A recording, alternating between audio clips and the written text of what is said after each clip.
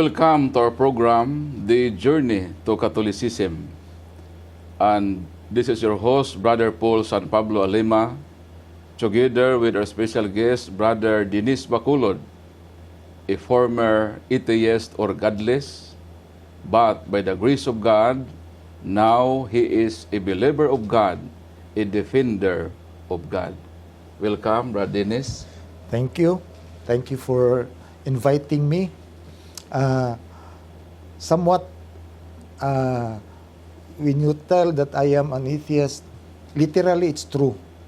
Because, I'm the youngest in the family. I grew up more or less spoiled. But the problem is, I might be spoiled materially, but I am not appreciated. So, my self-rejection is so much that in my later years of my high school years, shall we say, I decided to commit suicide. Because for me, nobody loves me. Because, we are 8 in the family and I am the youngest. If I'm doing something good, no appreciation. But if I'm doing something not quite good or bad, oh my, all of them scolded me. So, you mean, Brad Dennis, nakaranas ka ng masasabi natin na hindi magandang karanasan sa iyong buhay. Amen. But, Brad Dennis, we know that we live in Christian country Yes. who believe in God. Yes. So, how come na naging atheist ka maliban doon sa experience mo sa pagkabata na rejected ang pakiramdam mo sa pamilya na doon ka nagsimula? Yeah. Actually, I am a baptized Catholic. But my parents doesn't encourage us much to go to masses. Except kung may bago kang damit. Yun lang. And then, after high school, I took up chemical engineering. One reason is because I want to know how to make a poison. Dahil yun, ayoko kung mag-suicide man ako, not by killing myself, no? By a gun or what, or by a knife, no? So, posible yung maimbento mo na poison, yun ang gamitin mo in case. Yes. So, meaning, miserable pala ang ano mo, yung parang ang buhay mo, ay parang miserable sapagkat may suicidal Yes. attempt ka. Many times. But I camouflage it. No? I am joyful, I am happy, pero deep inside, I am full of hurts. Then, in college, I was exposed to activism. So, nagiging aktivista ako. Then, from activism, siyempre, nandoon, itinuturo, i-indoctrinate ka sa communism. So, nagiging komunista ako. And certainly, pag komunista ka, mangyari, end of the day, atheist ka. Yun naman talaga ang mag-lead sa iyo, no? Yes. So, but how did I found the Lord? Bakit biglang nagbago ang buhay ko? God works in mysterious ways. How? Isa sa mga some people will laugh at this because What year yun, Brad Dennis, na parang napagtanto mo na mali yung paniniwala mo bilang isang atheist? At nag-lead sa iyo na tuklasin at alamin ang Diyos na siya talaga ay umiral. During those days, that was before 1982, during those days, I have a very big question mark about God. If there is God, why is this so? If there is God, why is this so? So, hence that is one thing nag-trigger sa akin o nag-push sa akin to become an atheist. However, in 1982, isa sa nililigawan ko, no, attended a Life in the Spirit seminar. And she brought me there. Siyempre, nililigawan ko pa, dapat magpa-impress. So, sumama ako. Kahit hindi ako naniniwala sa tututuro. So, dyan sa Santo Rosario, first day, walang nangyari because I was not interested with the topics. But then, on the second day, during the what we call baptism of the Holy Spirit, or shall we say, experiencing the Holy Spirit, the speaker told us that since you are here, please just follow instructions what to do. So yun ang yun ko na sinabi ko sa sarili ko. Sabi ko, kung ano, why not? I'm here, so I will just follow instructions. But during the baptism of the Holy Spirit, I close my eyes, I raise up my hands, and then I utter some praising words na parang parot lang kasi I did not mean it.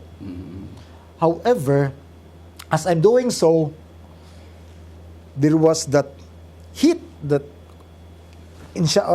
covers me. And then I got this vision of Jesus stretching His hands towards me. Feeling ko para ba ko yung withered hand na tao na niya Jesus. No? So yun and then I don't think it was a product of imagination because I was an atheist. So I don't think I imagined those things. And my God, thanks be to God, I stood up and trying also to reach the hands of Jesus. And I cried and cried because the realization, hey, there is God. And God is real. And God is not far, but God is so near. And that was the turning point in my life, the realization. And you know what, Brother Paul, it was really very timely because I had already a plan to join the NPA. May nakaano na ang plano to join the NPA. Why? Because for me, well, if I want to commit suicide, being an NPA, no, ma-cover up yung suicide ko. Kasi kung may ambos-ambos, di ako mauna doon, ako puputok doon, tapos paputokan, tamaan ako rin, then patay, o the hero pa. Pero my objective pala is to commit suicide. And thanks be to God. Because of that girl, because of that lady, I found the Lord. And nagbago ang buhay ko. Hindi ko patuloy ang pag-NPA ko. So meaning, Bro Dennis, yung buhay mo from meaningless turns to meaningful life. Amen. Amen. Man, yung wala kong direksyon, meron ng direksyon. Meron ng direksyon. Oo. So napakaganda ang Panginoon na yung masasabi natin na yung vision mo is revelation that there is God. Amen. So paano naman yung revelation mo? Nag-research ka ba na to prove na yung vision mo na totoo talaga na mayroong Panginoon? Para bang hindi lang tayo nakabatay doon, kung hindi, meron din tayong pag-aaral na makapagbigay kumbinsa sa atin na there is God. Actually, I am a bookworm, shall we say. And one factor that I did not believe in God is during my high school days, I read books of Saint John the Cross. Ang hirap intindihin. Sabi ko, malalim yung mga... Yes. Sabi ko, ganito palang mag-Kristiyanos? Ayoko na, ang hirap nito. After I discovered the Lord, I still continue reading. But this time with zeal na. Iba na. Yung binabasa ko, parang nabubuhay. Pagbasa ko ng Bible, buhay na buhay ang mga verses. No? So, ang mangyari, I read it not just intellectually, but I read it from the heart na. And I could not even help myself. Nagdududa na nga ako sa umpisa. Because when I read the Bible, umiiyak ako. Sabi ko, teka muna, lalaki pa kaya ako? So meaning talagang masasabi natin na yung pagbabasa mo, yung pag-search mo ay talagang guided by the Holy Spirit. Amen. Na na-touch ka doon sa iyong binabasa. Amen.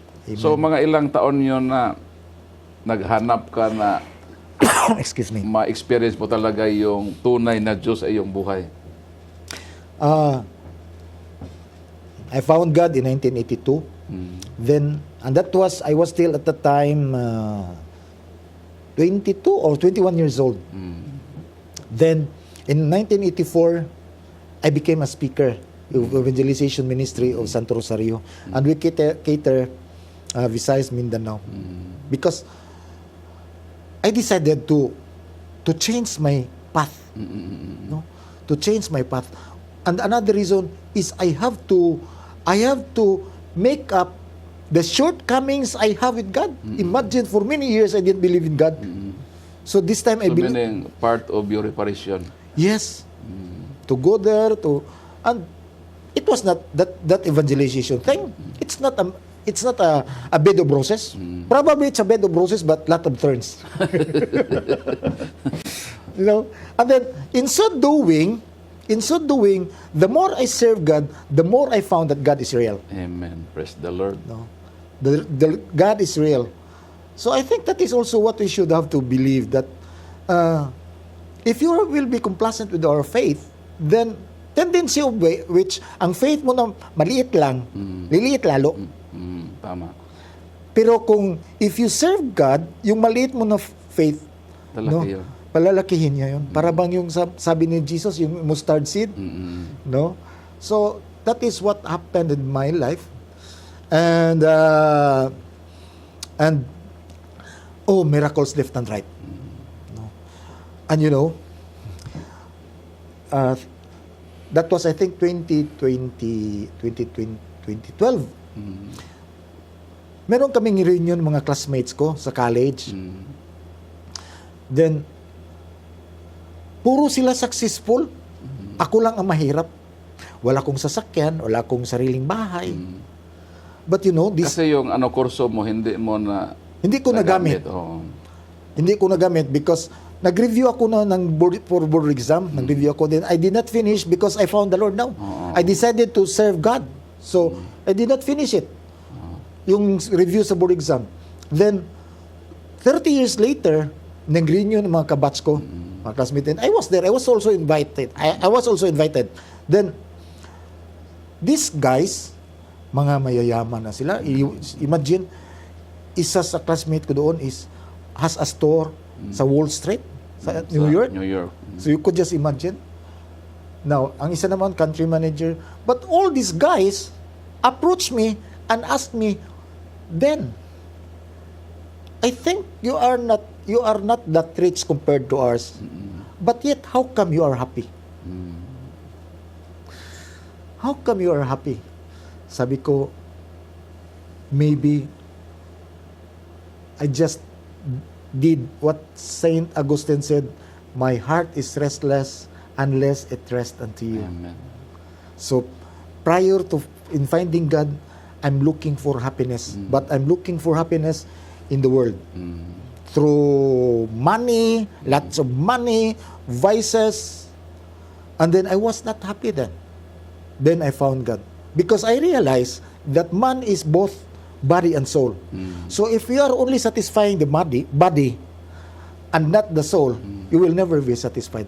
But if we're going to satisfy our soul, our body will just be contented. So, it means yung natagpuan mo ang Diyos, mas naging makahulugan ang iyong buhay, Amen. naging masaya ang inyong buhay.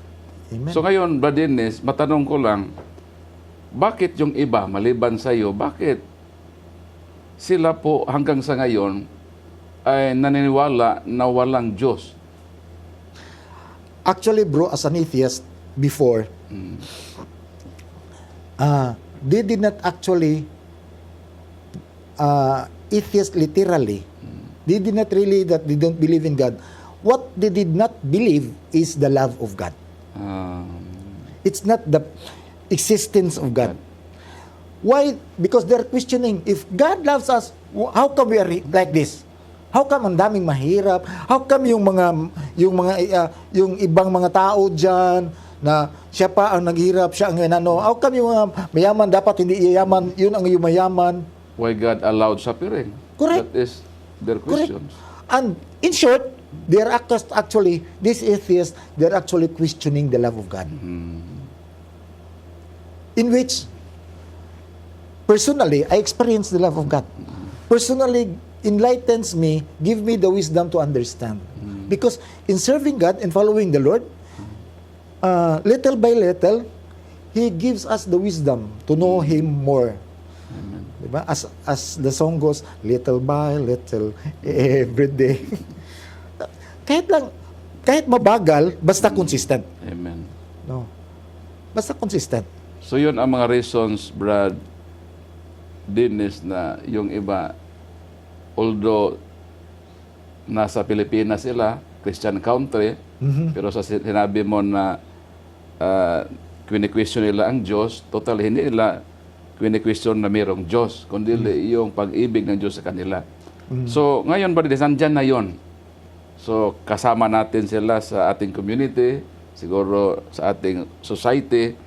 Ngayon, kung makatagpo tayo sa mga taong iyon, how can we evangelize them? Do good. Do good. Yun lang masabi ko. Do good. Because sabi mo naman ni Jesus, love your enemy. Oh. So do good. And you know, one thing I learned when I'm following God, it is more happy if you use yourself to make others happy. Halimbawa, nag-beach party. After the pagdating, they're doing there to enjoy. O, kumusta ang beach party nyo? Nakakapagod, very tiring. But, yung mga tao na nagtumutulong sa mga mahirap, going to foundations, helping the poor, helping the needy, afterwards, sabi, hey, kumusta? Sa tiring, pero ang Happy. sarap ng feelings. Amen. So meron talagang pagkakaiba, no? Yes. Pag meron kang Diyos at wala kang Diyos sa iyong buhay. Amen. So, maliban ba din sa good works? Kasi yung labanan dito, yung utak, Yeah. kasi parang na-establish sa kanilang pag-iisip na walang Diyos. So, yun ang ating gigibain sapagkat yung first article ng ating Apostles' Creed ay I believe in God. Amen. Kaya kung meron mga taong godless, parang treat sila sa ating creed. Yeah. So, dito talaga mayroong labanan sa mga argumento ng pag-iisip na tayo bilang Kristiyanos, naniniwala tayo na mayroong Diyos. So, ang akin ditong ibig ay palabas, paano natin kung maka-encounter tayo ng mga tao na ito na mauumbinsi na walang Diyos. Di ba? Parang mangyari yung debate. Yeah. O so paano natin yon? So ano ang ma-share mo, Brad Dennis, na halimbawa ma-encounter natin sila maliban doon sa sinabi mo na ipakita yung good works, ipakita yung pag-ibig sapagkat kulang ito ng pag-ibig mula sa Panginoon, hindi nila na-experience yung pag-ibig ng Diyos. Pero sa atin, blessed tayo sapagkat naranasan natin ng Diyos sa ating buhay. Yeah. So, ano ang ating pwedeng maitulong sa mga atheists? I will not argue with them because sarado sila. Oh, yun din. So, away lang. Oh. And the devil will just be happy. Mm. So, what I will just show them, I just show them a smile. And then, one basic evangelization is not that you're quoting a verse in the Bible, but for me, one basic way of evangelization is good manners and right conduct. Amen. Those are very simple way. Because these guys, just like my classmates, former classmates, they ask me why am I happy. And because of that, they got interested in God. Amen. Sapat yung sagot mo naman yun ay dahil maligaya ka dahil mayroon kang Diyos. Amen. So compared to them na meron silang kayamanan, Yeah. tapos walang Panginoon, medyo malungkot sila. Yes. So yun ang ginamit mo na way na magka-interest sila sa Panginoon. Kasi ang simula yung may interest ka sa Diyos. Amen. And I apply that to my kids. Good manners and right conduct. Not that they will be good in quoting Bibles. But the effect, ang mga teachers niya sa school, sabi nila, "Sir, ang galing ng mga anak mo." Sa bakit? Ang galing ng manners nila. No? Grabe ang conduct nila. They're very talaga. So, sir, ano bang ginagamit? Ano bang ginagawa mo? Ko, wala. Just, lang, in action lang, pinakita ko lang sa ilang, I need God, pinakita ko lang sila, tinuturuan ko lang, what is good manners and right conduct. And, ang mga teachers, sabi nila, sana sir, ang ibang parents, ganyan din. So, Brad Dennis, ano ang advice mo sa mga atheist? Ano ang halimbawa meron nakinig ngayon ng mga atheist, ano ang ma-advise mo sa kanila na para masabi natin na yung buhay nila ay magkaroon ng kahulugan? Amen. One is, you try searching God. You try searching God. Don't close your mind. Don't close your heart. Try searching God. And if there is a Life in the Spirit seminar near you, attend. Attend, I tell you. You will never regret. Okay. So, si Brad Dennis ay isa pong speaker. So, kung gusto ninyo na may bahagi ang kaniyang kabuuang buhay from being a atheist, but now a believer of God, a defender of God, ay maaari ninyong maimbitahan sa inyong mga gatherings, sa inyong mga parokya. Pwede ba, Dennis, ibigay mo yung cellphone number mo? Okay, thank you. For those who likes, or shall we say, inspired by the Holy Spirit to go to your place, to share with you, with your group, then my number, you can contact me. My number is 0963 034 6098. I repeat, 0963 034 6098. Okay, maraming salamat, Brad Dennis, no, sa iyong time na ibinigay mo dito sa ating programa, The Journey to My Catholicism. pleasure. At sana'y na inspired kayo sa buhay ni Brad Dennis Abaculod. So maraming salamat at sana'y pagpalain nawa tayo ng ating Panginoon.